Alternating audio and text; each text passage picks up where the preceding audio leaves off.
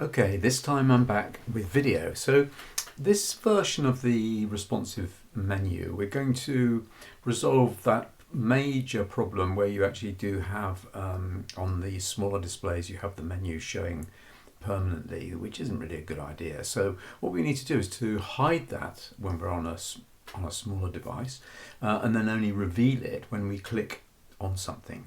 And that's something usually, which seems to be becoming the standard, is what we call the Hamburger menu, and that looks like some rows. Now I'm going to show you how to do that. It's quite simple really. We have to use an input in the kind of thing that you would find on a website where you actually have checkboxes. You know, you're choosing things. Do you want this item, and then you tick on it, and it produces a tick.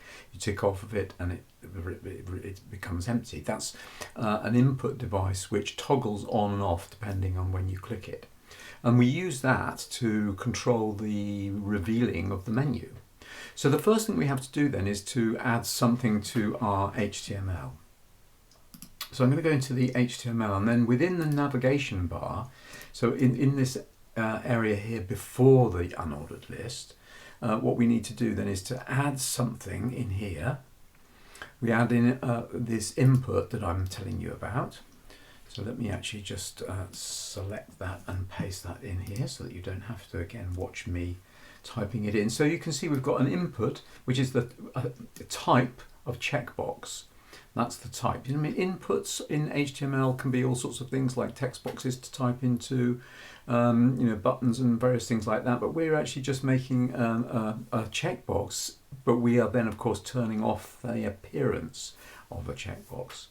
Now, the label for this, because it's going to have a label, it's going to have some text there, and that label is actually the hamburger itself, and that is this entity, this HTML entity, as you can see that little bit of code there, and that actually displays the hamburger icon, as you'll see in a moment. Now that, if I just save that, you'll see that that will actually show up here. You can see in the top left hand corner we've got this little item, which is a tick box, but obviously we just want to get rid of that, and we also want to get rid of this when we're in this mode. So what we need to do then is to hide that normally. So in our CSS then, we need to go back to our CSS, and I'm going to do this at the top. Or, we don't need to do it anywhere other than somewhere. I mean, I can put it straight after the nav if you like, in here, and we're actually hiding this. So we're going to hide it, but we're also going to make some changes to the display when it happens, the display of that hamburger menu. So I'm going to do it like this. I'll first of all put this into here, and then what I'm going to do, although I actually want to hide it, I'm going to turn that hiding off temporarily so that you can actually see it. Okay, so there it actually is. And then I want to, of course, reveal this as well. Okay, so I've revealed that. This is the one that actually we want to hide, in fact, all the time. We don't want to see that ever. But at least we're now showing that hamburger menu in the top left-hand corner. But of course, we don't want it there normally. So I'm going to just turn that back on. To uncomment that so that there's nothing showing there at the moment. So then what we need to do now is to go into our media queries section, which is further down in our CSS, and this time we want to show that the whole navigation, this unordered list in the navigation, is actually going to not show for the moment. So we're going to actually say in here, display none. So in other words, that hides it, and as you'll see, as I now shrink down below 700, it completely hides it. It makes it disappear. But what we want to do instead, so when that disappears, we then want to show the hamburger menu. We've got a couple of other things we want to do as well. We also want to make sure that I'll do it in two stages. So the first thing is the hamburger menu itself I'm going to put that here. The hamburger menu itself is going to display when we get down to that size. We also want to put it over to the right hand side. I mean, obviously it can be on the left, but I would prefer it to be over on the right hand side. And we also want to provide a pointer so that you can see that it's interactive. So I'm going to save that now. We'll try this again. So we go down, and now you can see we're revealing this, but nothing's happening currently, because there's nothing happening when we click over it or anything. So what we now need to do is to make it so that the unordered list, which is like the next thing below the checkbox, below it, we then display that. Now the way that this works in CSS, you can actually always target things. You can target, obviously, I presume you know by now that you can target things that are children of other things, or in other words, things that are nested inside other things. And you use this by, putting a space between the selectors in the CSS. But what we can do as well is we can actually select what we call sibling items. In other words, those things that are right next door to the selectors.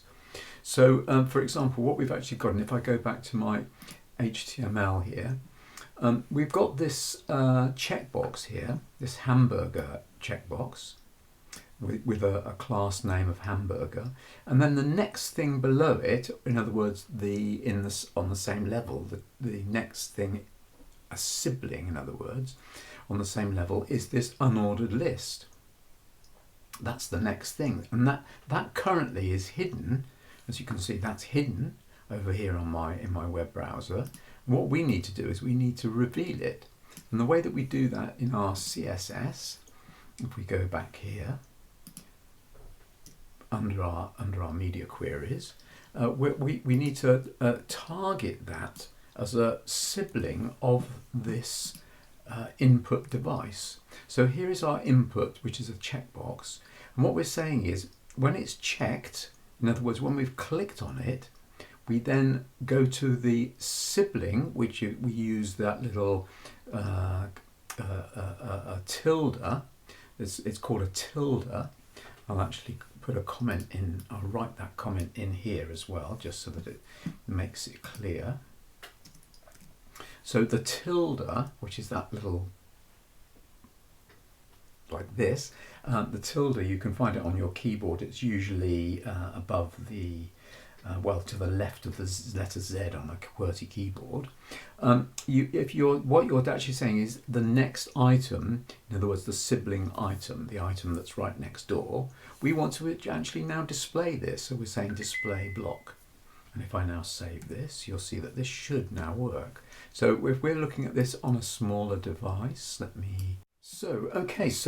this should now work, because we essentially are hiding the menu, the main menu, that we're hiding it when we're going down to these small sizes, and instead we're revealing the hamburger menu.